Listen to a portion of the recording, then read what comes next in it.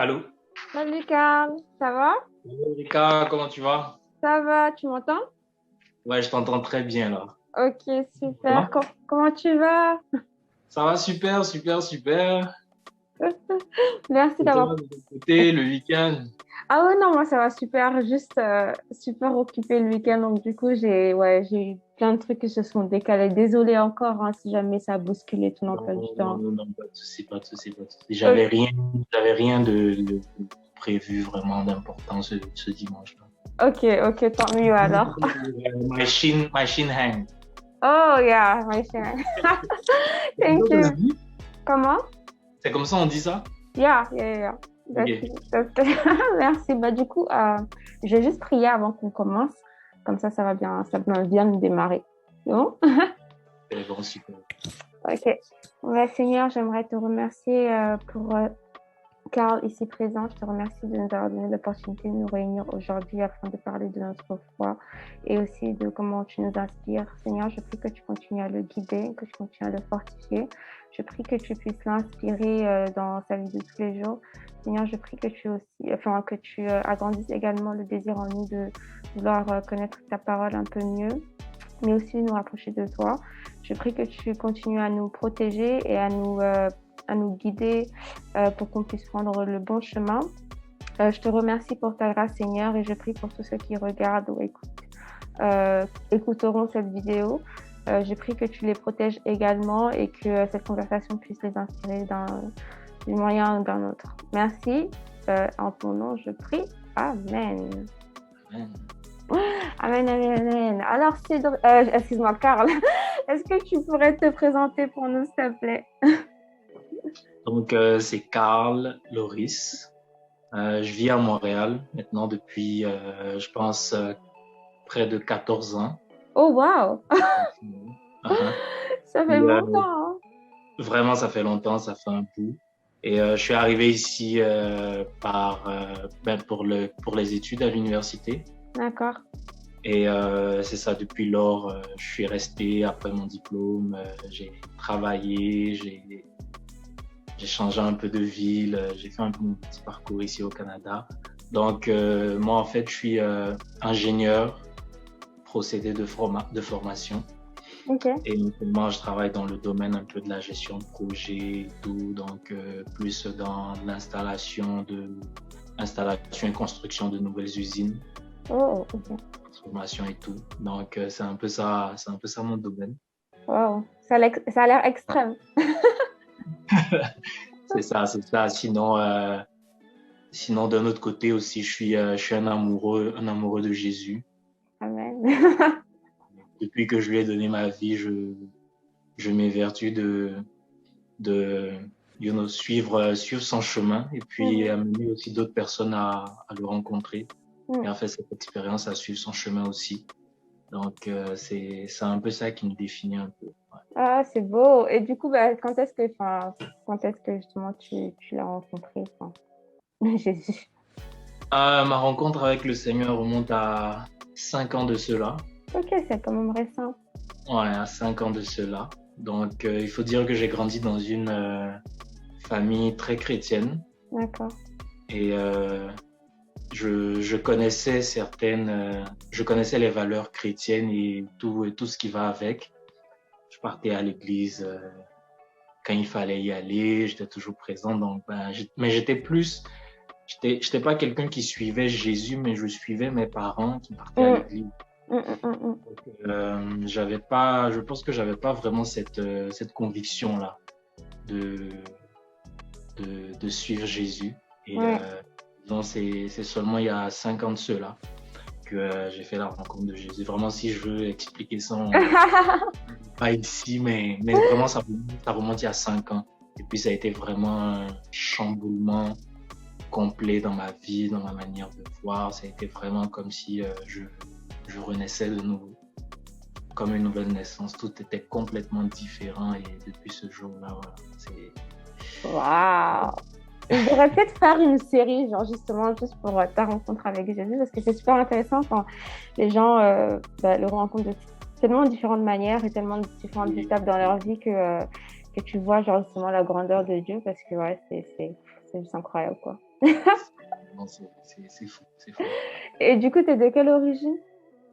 Je suis d'origine ivoirienne. Ivoirien. C'est ça. Je suis ivoirien d'origine.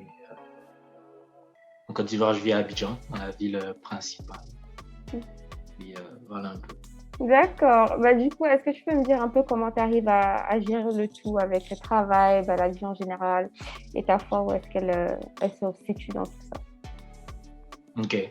Il faut dire que ben déjà par rapport au travail, écoute, je me base un peu sur la parole de Dieu Mm. qui nous dit que notre autorité, c'est vraiment le Seigneur. Donc, au travail, je ne regarde pas mon directeur ou mon superviseur ou mon patron comme celui qui l'est, mais je regarde comme si c'était Dieu qui me donnait une mission à accomplir, qui me Mm. donnait une tâche à faire. Et ça me permet vraiment de ne pas regarder ce qui est humain, ce qui peut sortir peut-être de négatif, des mauvais commentaires, des mauvais feedbacks ou des petits faux coups qu'on peut avoir dans le milieu du travail et tout. Mm. Mais je regarde plus Dieu et de comment il m'a positionné là et de comment je dois le rendre fier. Et chaque jour me donner à fond, être productif, être créatif. Souvent même devant des problèmes, devant des problématiques au travail, Ouais. je fais appel au Seigneur et il agit, il me montre sa main, il me fait sortir de plusieurs situations, Mm. il me fait des batailles, des défis au travail. Donc vraiment, moi je vois la main du Seigneur vraiment dans tous les domaines de ma vie. En tout cas, dans tous les domaines où je l'invite, il répond présent. Ouais. Donc, c'est ça, c'est un peu ça. D'accord. Et du coup, toi, est-ce que tu as une routine particulière ou tu es plutôt spontané pour faire en sorte justement que ça reste ta priorité, que Dieu fasse partie de tes journées en fait? Mmh mh. J'ai pas vraiment de routine. Mm. Pas vraiment de routine parce que je pense que la routine vient installer un cadre un cadre trop religieux. Mm. Et je sais que le Seigneur, lui, veut pas comme qu'on soit à une religion, mais il veut plutôt une relation avec nous.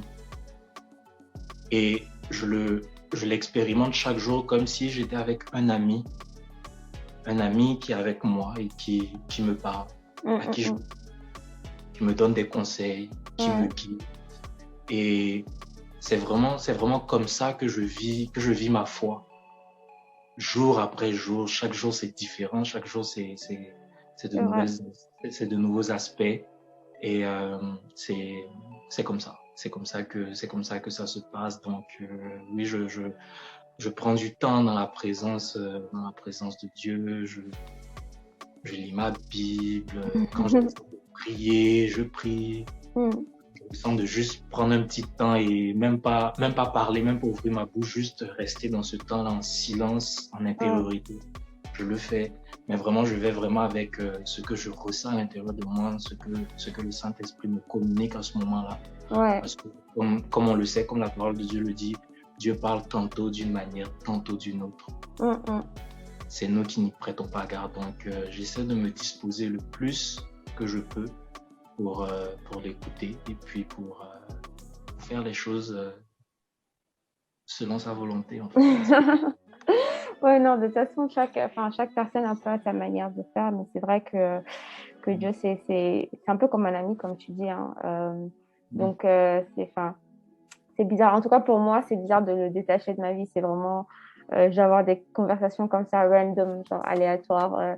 Je vais dire, ah, elle est en train de parler seule, mais en fait, je suis juste en train de communiquer avec Dieu. Ou, je vais lui parler de tout et de rien, en fait. Ça va vraiment être ça, genre comme une autre partie de moi, comme mon meilleur ami. Donc, je comprends tout à fait ce que tu dis. Et du coup, comment est-ce que Dieu t'inspire, toi? Comment est-ce que Dieu m'inspire? En fait, on va dire que on va aller du commencement. Okay. C'est de l'amour que Dieu nous a manifesté en nous donnant son Fils Jésus-Christ à la croix. Et c'est cet amour de Dieu là qui m'inspire, cet amour-là que, en fait, avant de le rencontrer, que tout homme n'a jamais vraiment expérimenté. C'est un amour vraiment, un amour qui est plus grand que tout. Et c'est vraiment cet amour-là qui me pousse dans ma vie de chaque jour, qui me permet de me sentir vraiment comme aimé, désiré de Dieu, choisi de Dieu, à part pour Dieu. Et c'est ça qui me permet aussi de pouvoir comme redonner cet amour aussi à ceux qui m'entourent. À ceux qui m'entourent, cet amour-là par ma présence, par mon écoute, par un conseil, par une prière, par un appui, être une épaule pour les amis. Vraiment, c'est ça. C'est comme ça que Dieu m'inspire, par son amour. Et quand je vois son amour, je me dis, waouh, c'est fou.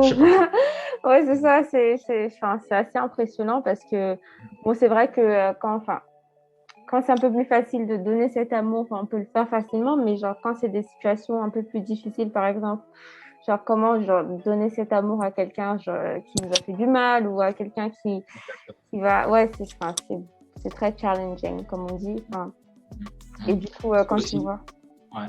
Oui, j'aimerais juste rebondir sur cet aspect-là du fait de comment donner de l'amour à quelqu'un qui nous a fait du mal. Regarde, nous qui avons rencontré le Seigneur, nous avions une vie passée, nous avions un passé, nous avons eu à faire du mal à des personnes. Exactement. Et par ce mal que nous avons fait à des personnes, c'est à Dieu aussi que nous avons fait du mal. Ouais. Et nous n'avons pas été forcément de bonnes personnes, mais Dieu nous a pardonné, Dieu nous a accueillis. Dieu a comme effacé nos fautes. Il dit dans sa parole, tes fautes, je les efface, je ne m'en souviens plus.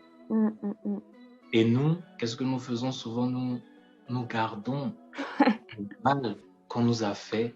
Nous nous en souvenons. On se dit souvent, ouais, un ami m'a fait du mal, ouais, je vais plus... ok, je lui pardonne. Ouais, mais j'oublie pas. Ouais. J'oublie pas, mais je lui parle plus. Chaque fois que tu le vois, tu te souviens exactement de l'acte qu'il a posé, de cette chose-là qu'il a dit. Tu es irrité, ton cœur s'alourdit. Et vraiment, ça prend de se laisser habiter par cet amour de Dieu-là, qui est aussi le pardon.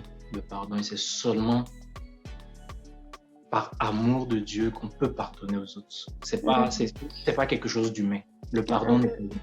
Le pardon n'est vraiment pas humain, c'est divin. C'est vrai, c'est beau ça, c'est divin. Le pardon n'est pas humain, c'est divin. C'est vrai, parce que c'est quelque chose de vraiment difficile à faire, mais ouais, avec l'Esprit de Dieu, je me rends compte qu'il y a certaines choses que j'aurais pas pu faire avant, que je fais avec beaucoup plus d'aise en fait.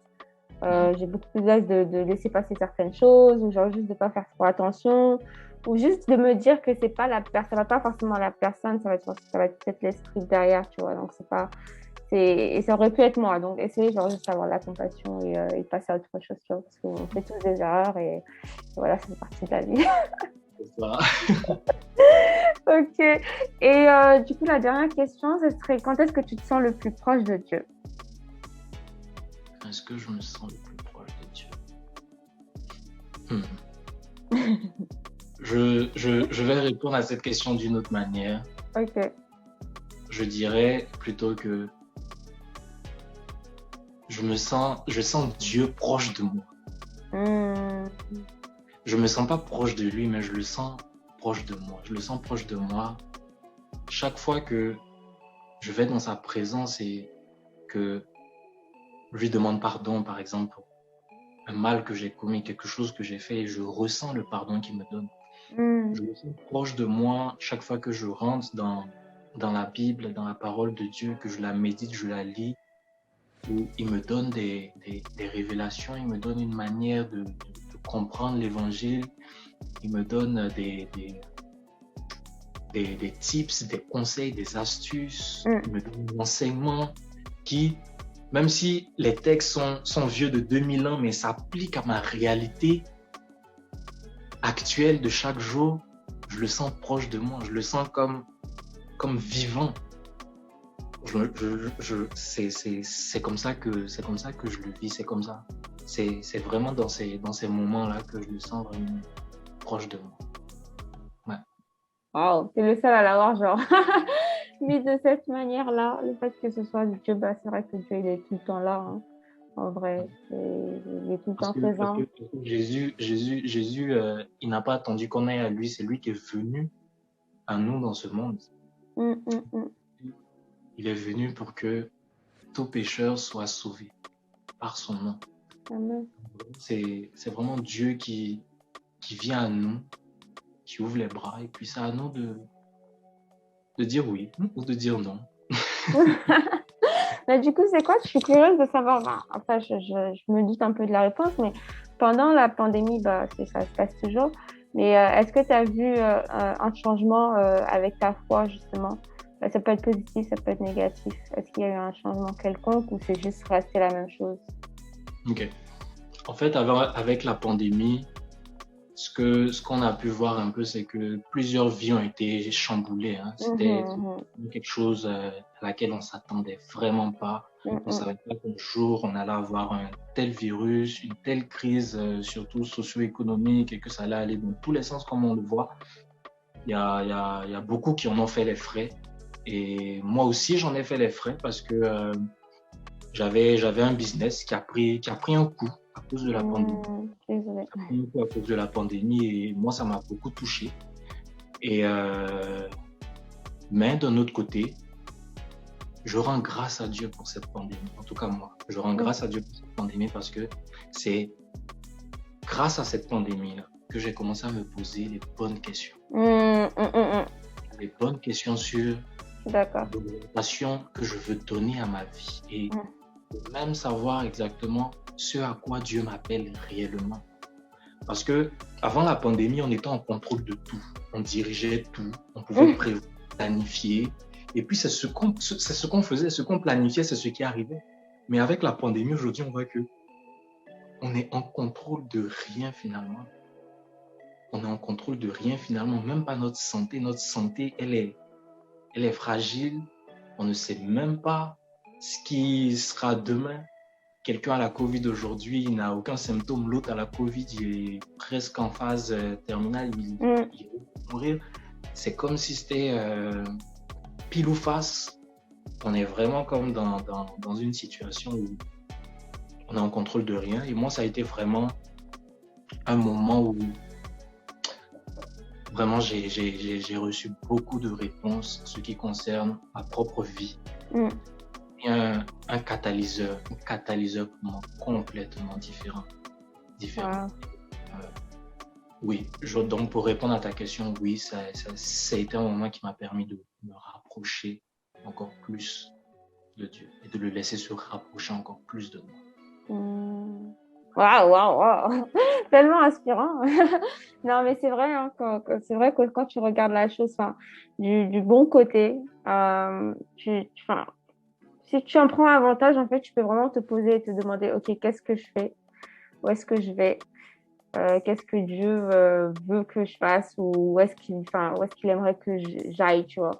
Parce que il y a certaines personnes, elles prennent pas forcément le temps de se poser certaines questions, tu vois. Et là, on en a beaucoup. On en a beaucoup. Enfin, il y en a qui sont toujours occupés, mais au moins certaines choses qu'on faisait avant, on peut plus forcément les faire. Donc, ça ajoute un peu de temps dans notre emploi du temps. Mais c'est vrai que moi, j'encourage toujours les gens à juste reflect. Moi, j'adore juste genre, je sais plus le mot en français, désolée. Je suis tout le temps du franglais. Je suis toujours en train de reflect genre sur ma vie, juste les choix que je fais et tout. Et c'est vrai que la pandémie, elle m'a ouvert les yeux sur certaines choses et j'en suis reconnaissante malgré le fait qu'il y a d'autres plans qui sont un peu partis genre à gauche. Je suis aussi reconnaissante comme toi en fait parce que c'est vrai qu'il y a certaines choses que j'aurais pas pu faire ou juste réaliser si c'était pas pour cette pandémie. Donc ouais. Je suis contente que tu aies eu des choses positives dans tout ça. Et du coup, est-ce que tu aurais des conseils à donner, par exemple, à des gens qui auraient des difficultés justement au niveau de leur foi avec tout ce qui se passe? Ok.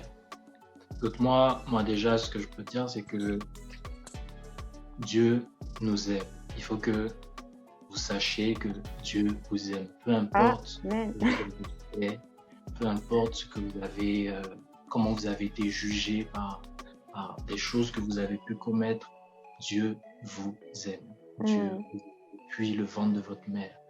Et Dieu veut vous parler. Dieu veut être votre compagnon de chaque jour. Dieu veut vous orienter sur le bon chemin. Dieu veut que vous puissiez réussir tout ce que vous touchez. En fait, Dieu, il est allé à la croix jusqu'à donner sa vie pour que vous soyez sauvés, parce qu'il veut vous sauver dans tous les domaines de votre vie. Il veut être la solution à toute chose pour vous. Et c'est ce même Dieu encore qui est vraiment pas compliqué. Ça prend juste un cœur sincère, un cœur qui a la sincérité et qui a ce désir-là de vouloir rencontrer Dieu, de vouloir encore plus le connaître. Ça prend juste une démarche d'un cœur sincère. C'est juste ça peut juste être une petite prière. Seigneur, je traverse des moments difficiles. J'aimerais voir ta main. J'aimerais voir que tu t'intéresses à moi. J'aimerais te sentir. Et quand tu fais cette prière avec vraiment la sincérité, Dieu se manifeste à toi. D'une manière ou d'une autre, il se manifeste à toi. Il te montre sa main. Tu la vois. Tu la vois dans les petites choses. Tu la vois dans toute ta réalité. Et vraiment, je veux encourager quelqu'un à, peu importe la situation que tu traverses à cause du Covid, à cause de toutes sortes de choses, problèmes personnels et tout, il y a une seule solution, le Seigneur. Lui, il est capable de nous donner ce réconfort-là, apaiser notre cœur et vraiment nous libérer de toutes ces choses-là qui peuvent nous oppresser, qui peuvent nous fatiguer, nous ralentir dans notre marche et tout. Donc, c'est vraiment ce que je peux dire à quelqu'un, c'est vraiment ce départ-là, la sincérité du cœur, avoir cette volonté et faire cette prière-là au Seigneur. Je veux voir ta gloire. J'ai pas la foi en ce moment, ma foi vacille en ce moment pour telle et telle raison, mais je veux sentir que tu es là. Le Seigneur vient, le Seigneur te fait sentir qu'il est là, le Seigneur te sort de la situation. Wow. Amen. Merci, Carl, pour ton partage. Bah, du coup, est-ce que tu es prêt? On va passer au jeu avant de terminer. Tu es prêt? Ouais, pas de souci. Ok, du coup, je vais te poser 5 questions. La 5e question, c'est un point bonus, donc du coup, elle vaut 2 points. Il te faut juste 3 points au total. Si tu as les 3 points, tu passes. Mais si tu n'as pas les 3 points, je vais juste te demander de dire quelque chose de surprenant sur toi. Donc, ça peut être n'importe quelque chose que les gens ne s'attendraient pas. C'est bon? Ok. On va y passer. Alors, première question. Ok. Qui a écrit les actes des apôtres? Les actes des apôtres, pour moi, c'est...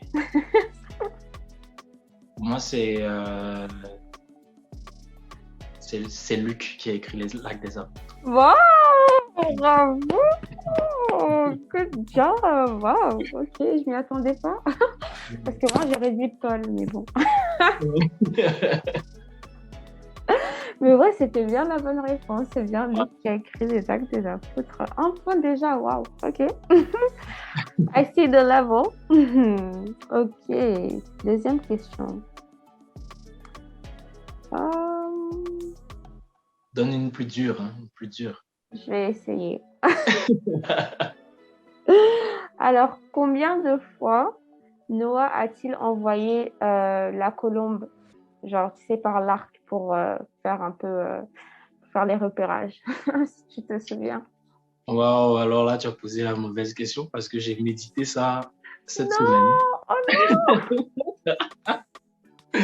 Donc, ça dépend de toi. Soit tu passes, soit tu me laisses quand même répondre et puis prendre mon point. Ça dépend de toi. Moi, je suis prêt. Je vais te laisser prendre ton point. Bon, si tu as vraiment la bonne réponse. Hein. Je l'ai médité. Ok. Peut-être que je vais donner la mauvaise réponse, mais je pense 3 fois. Combien? 3 fois. Oui, c'est ça. Là, ok, c'est bon.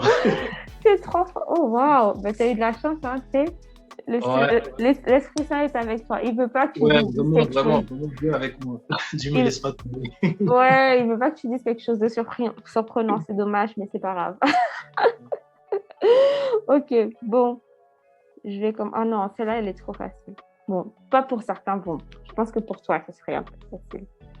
Alors, la troisième question. Alors, quel est le livre le plus court du Nouveau Testament? Le plus, Le plus court, genre.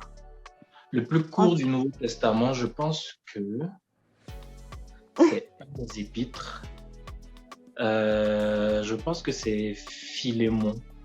Philémon? Philémon ou Tite. Dans le deuxième testament, enfin, le Nouveau Testament? Dans le Nouveau Testament, le plus court. Mhm. Ah, je sais pas. Ça doit être Tite ou je pense un chapitre de Pierre.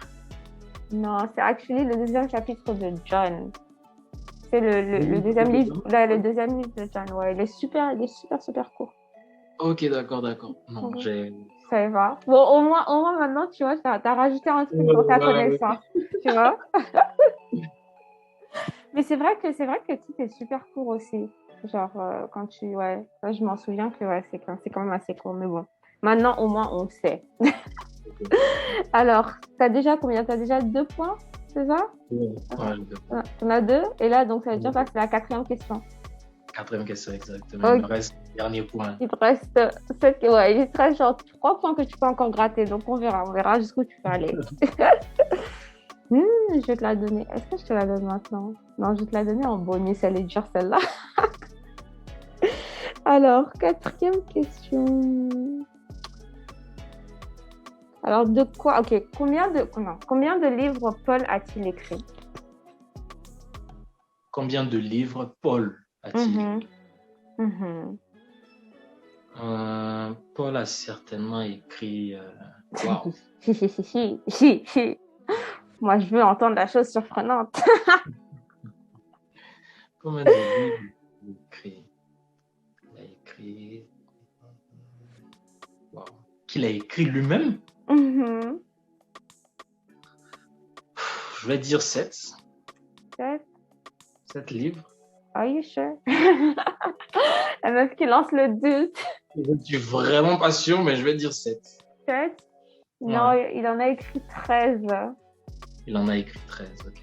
Ouais, il en a écrit 13. Moi, je savais pas. Je savais pas qu'il y en avait autant. C'est quoi ces livres-là qu'il a écrit? Ah non, ça par contre, il faut que je...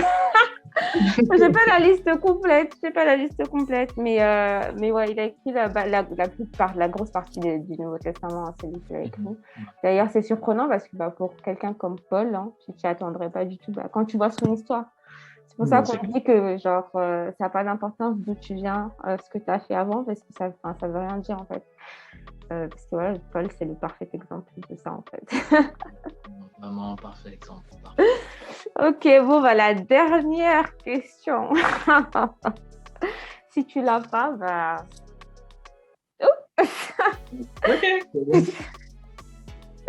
Ok, combien de fois le mot neige est-il mentionné dans la Bible?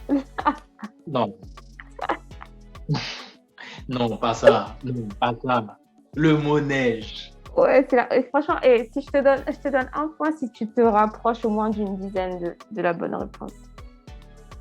Wow, le mot neige. Ouais.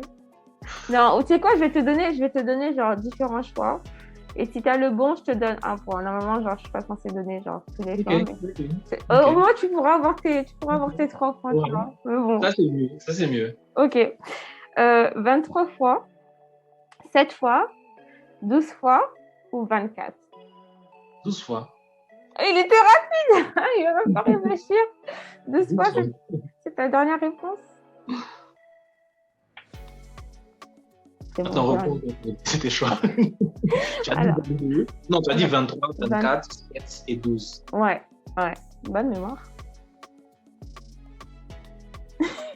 On va aller avec 12 fois.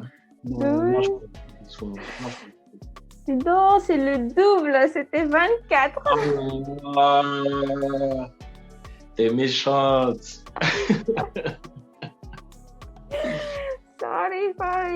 Non, mais c'est la dernière, c'est la bonus. Donc, il faut dire un truc un peu genre choc, tu vois. Donc, les gens ne s'attendent pas.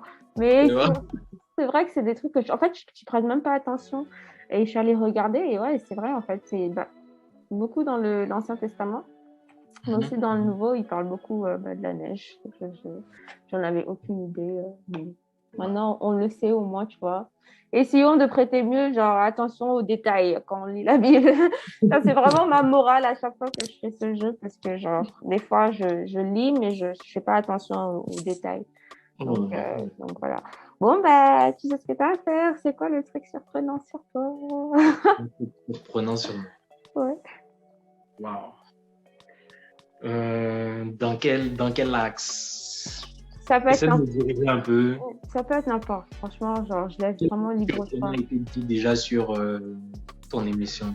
Oh, il y a deux tours. Hein. J'ai une amie qui parlait du fait que, genre, il y a un truc que quand elle rate, ça lui fait mal au cœur. Genre, quand elle fait brûler les plantains, genre, elle a vraiment, genre, elle est vraiment énervée, elle a vraiment mal au cœur parce que, genre, elle peut pas vivre sans plantain. Il y en a une autre, c'est qu'elle aimait le catch, mais genre, quand tu la vois, c'est quelqu'un de très timide et tout, et tu t'y attends pas du tout. Il y a des gens, c'est un peu plus fou. Enfin, c'est vraiment libre, je pense. Comme tu veux. Wow. Ok, qu'est-ce que je peux dire dans ce sens-là? C'est dur, hein? C'est dur de s'étaler. C'est dur. Un truc surprenant sur moi. Okay.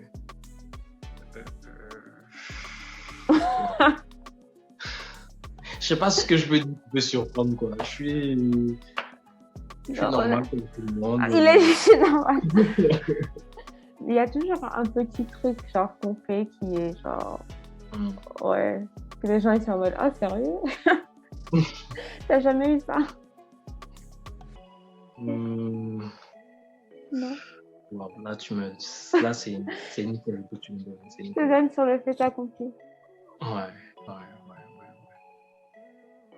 Je sais pas que... Ouais, ok, je peux dire un truc surprenant. Ok. C'est le truc auquel je pense. D'accord. Ok. C'est un peu une anecdote. On est prêt. Quand je venais de rencontrer le Seigneur, donc ma vie chamboule, vraiment, tout est différent et puis j'ai une soif pas possible, je veux toujours lire, je veux toujours parler de Jésus. En ce moment-là, je commence à expérimenter le Saint-Esprit et puis les différents dons du Saint-Esprit. Je commence à les voir et puis à voir certains dans ma communauté, dans mon église qui manifestent ces dons et puis je commence à m'y intéresser. Et puis je fais cette prière-là dans mon cœur, je dis au Seigneur, je veux avoir le don du parler en langue. Je trouve ça trop beau, je trouve ça trop bien, je trouve ça vraiment... limite, c'est comme si la personne n'est plus elle et puis elle dit des choses qui dépassent son entendement, sa compréhension. J'aimerais aussi expérimenter ça. Donc, je priais pour ça. Seigneur, donne-moi ce don, je le veux aussi. Les autres l'ont, moi je ne l'ai pas. Bon, le Seigneur ne me l'a jamais donné. Mais ce qu'il m'a donné, dans la même période où je priais pour ça, il m'a donné une voix pour chanter. No way! Il m'a donné une voix pour chanter. En fait, avant 2016, chaque fois que je chantais, ça pouvait être n'importe quelle chanson. Que je pouvais fredonner ou que je pouvais juste reprendre. Juste un son de quelqu'un, je chantais. Mes amis me disaient tout le temps, Carl Loris, tais-toi. S'il te plaît, épargne-nous ce supplice, épargne-nous, ça arrête. Donc, en fait, j'ai grandi comme ça avec cette idée-là que j'avais une mauvaise voix, une vilaine voix, une voix qu'on ne doit pas entendre. Donc, je n'osais pas chanter.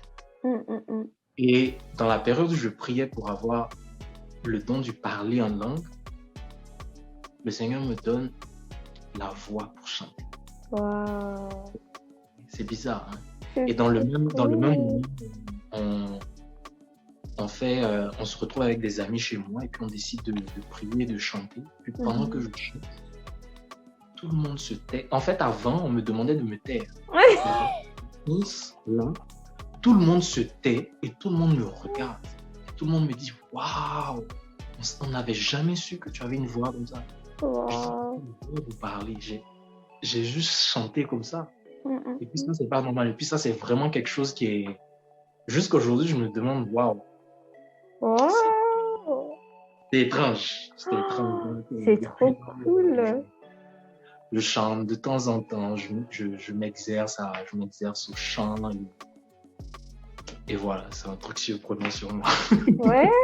Est-ce que tu veux nous faire un petit aperçu, genre nous présenter quelque chose?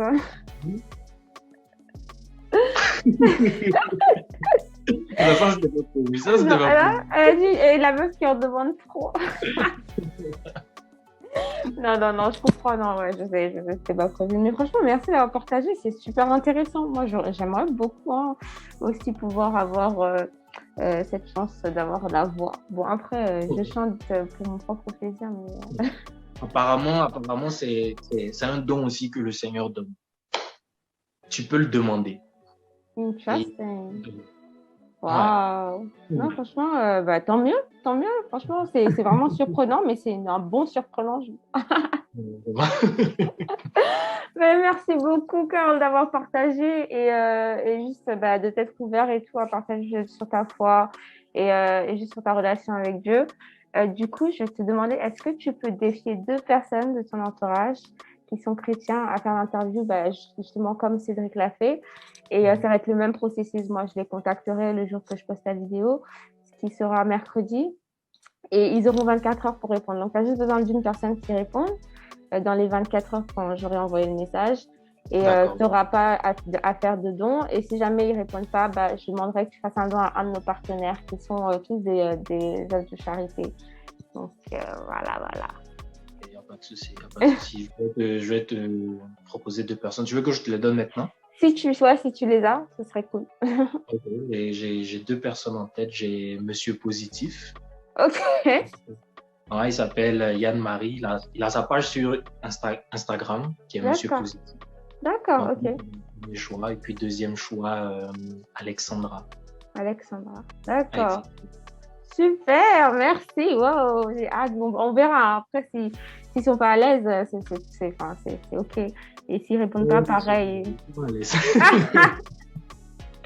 Non, mais même s'ils ne répondent pas dans les 24 heures, genre, il n'y a pas de stress. Ça ne veut pas dire que je ne peux pas les prendre si c'est pas.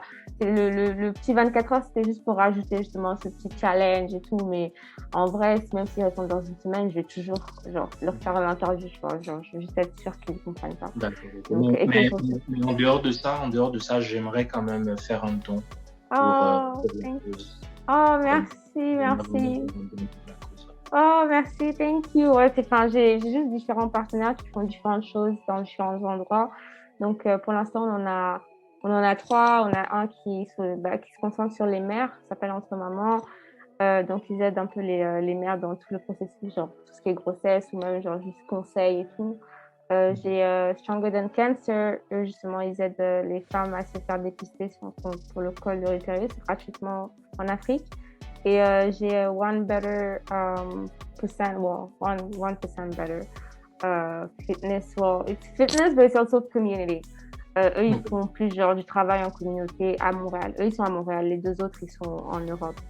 Donc, voilà. Mais j'essaie toujours de trouver des partenaires. Donc, même si toi, tu connais tu connais des œuvres de charité qui sont pas forcément, qui n'ont pas de grandes ampleurs, mais qui ont besoin de soutien, des trucs comme ça, tu me dis. Comme ça, moi, je pourrais les contacter et voilà quoi, et les supporter d'une manière ou d'une autre. D'accord, ok, c'est bon, super. Ok, merci beaucoup, Carl. Franchement, ça m'a fait grave plaisir de parler avec toi et juste de partager. Ouais, je te tiens au courant si jamais je fais beaucoup plus de trucs parce que j'aimerais faire plus de choses avec mes invités et tout. Donc, je te tiendrai au courant. Il n'y a pas de souci. Moi aussi, je te remercie. Je te remercie de m'avoir invité. Yeah. Et puis, vraiment, bravo pour ce que tu fais. Merci. Parce que vraiment, de nouveau, c'est pas vraiment évident de faire ce que tu fais, de manifester sa foi, de la montrer sans gêne, sans honte. Et vraiment, que le Seigneur te bénisse. Merci. Que tu fais et qu'il apporte vraiment ce que tu as commencé là à une autre étape, à une autre dimension. Merci beaucoup. Ah, merci, ça fait plaisir. On laisse tout au contrôle de Dieu. En tout cas, moi, je fais ma part des choses et puis je le laisse me guider quand même. Exactement. Merci. Merci beaucoup. En tout cas, bah, de toute façon, je te tiens au courant. Je vais t'envoyer un texto. J'aurais juste besoin de quelques détails pour toi, enfin, de ta part. C'est bon, il n'y a pas de Donc, souci. je t'enverrai un texto quand on termine. Ok, passe une très bonne journée. Ok, bye bye. Bye.